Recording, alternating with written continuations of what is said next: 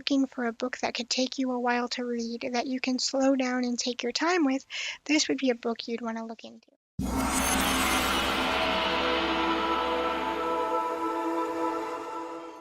Welcome back to a new book review. Now, the book we are going to be talking about today is Alaska by James A. Michener. Now, this is a hefty brick of a book at 1,075 pages, and it is a historical fiction novel about Alaska from the time that Alaska was formed to the 1990s. So if that's something that sounds interesting for you, I found this at my local library, so you probably could too. Or if you use the Libby app or a library app on your phone or your tablet or whatever you read on, you could probably find this as well. And especially if you're looking for a break from fantasy, or you're someone that likes the nonfiction sort of style or something not fantasy, then this book is probably for you. You can take your time with it, enjoy the slow ride of it. But with that being said, let's get into the characters of this book.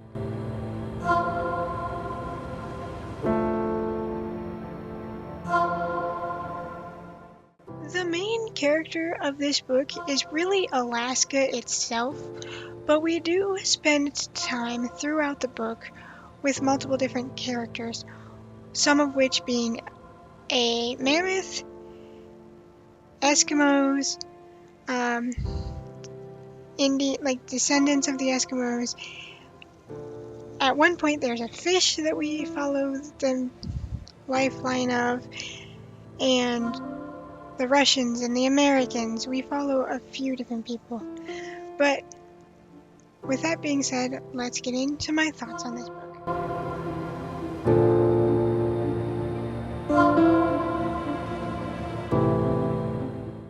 For the first 300 or so pages, I wasn't really sure how I felt about it. If I liked it, if I thought it was boring, if I thought it was entertaining yet still boring, or if the book was for me or not.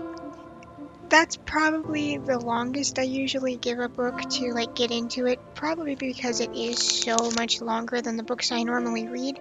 To be honest with you, this is the first 1,000-page book, a little bit over 1,000-page books being 1,075 pages, that I think I've ever finished, because for some reason bigger books tend to seem daunting to me, even though I can read a 8-book series that's this long compared to a book like this. Bigger books and longer books just feel daunting to me.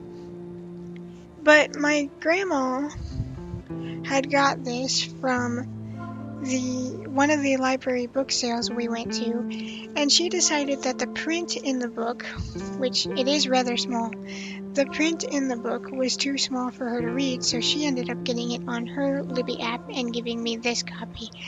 After I told her, I kind of want to break from fantasy because all of the fantasy books that I've been reading lately are starting to feel the same, regardless of whether I've heard about the books or not. You guys know that. I've told you that a couple of times now that I was taking a break from fantasy, even though in posting my book reviews it doesn't really seem like it because I have so many reviews backed up. I have 24 or something that I haven't posted yet. But this book is rather interesting, though at first I did think that it was a true story until some stuff started to not add up, like when the human characters started to get introduced, and when we ended up in the place of a mammoth, and it was just, that's when I found out it was a historical fiction, not non-fiction. But it's still a fun read.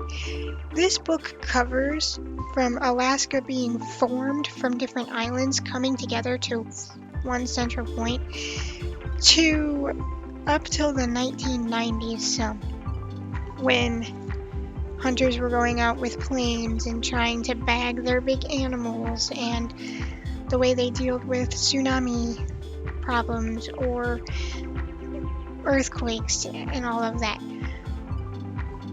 There is a point where this book starts to get boring, and that's when they stoop into the more political stuff about who Alaska was going to be owned by and how much it was going to cost and the taxes of Alaska, or is Alaska even going to get statehood, because it's debatable.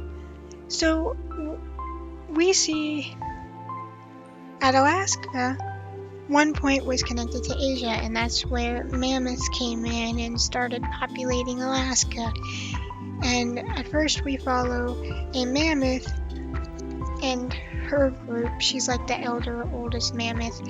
And we see how the Eskimos, being as small as they were compared to the mammoths, used pointy sticks and determination to follow and corner and take down the animal much bigger than them. Yes, they lost people in the process because mammoths are big and strong animals, but they eventually wore down the animal enough to take it back.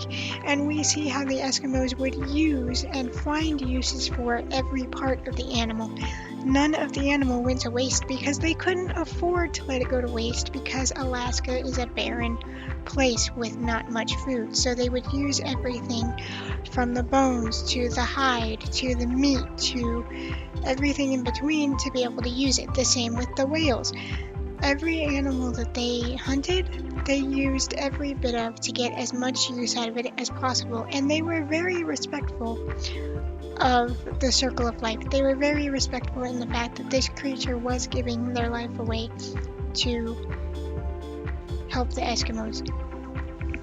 But it all comes to a problem when Russians find out about Alaska and they start moving in, and they find out that otter hide is very, very, very sought after and could make a lot of money because it's rare.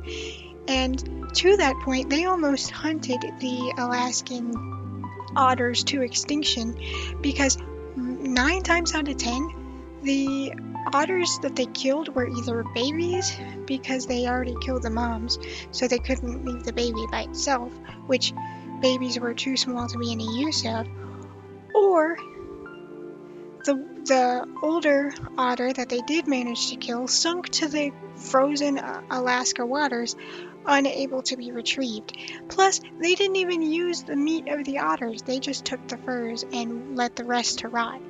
So they hunted them nearly to extinction. And we see all of that.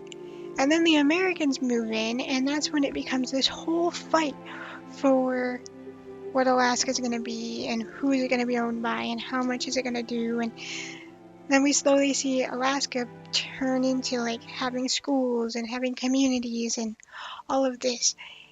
It is not a fun read, and at points it does get hard to read.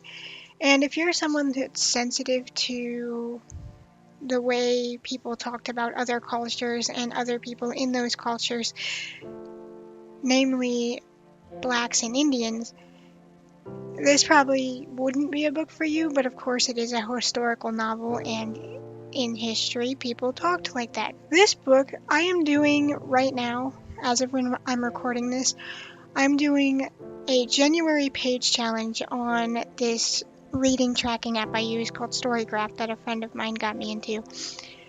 And I started this long before that page challenge even started, and it's taken me, it is currently January 20th when I'm recording this, it has taken me most of the month and most of the way through this page challenge to finish this.